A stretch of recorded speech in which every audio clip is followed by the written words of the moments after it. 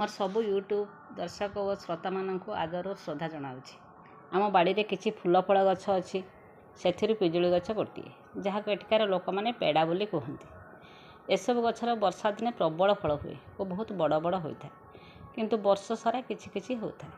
आपण मैंने देखु ता भितर मुझे किसी कथा कहूँ शुणु था। विद्वत्व और नृपत्व निश्चित रूपे केबे मध्य समान नुहे।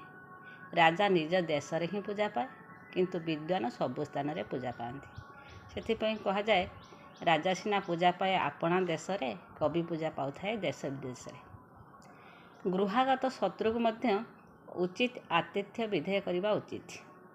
वृक्ष छेदन करने को आसी व्यक्ति ठारू वृक्ष छाया दूर करे नहीं। तेणु शत्रुटीए घर को आसिले ताको आतिथ्य देवा दरकार।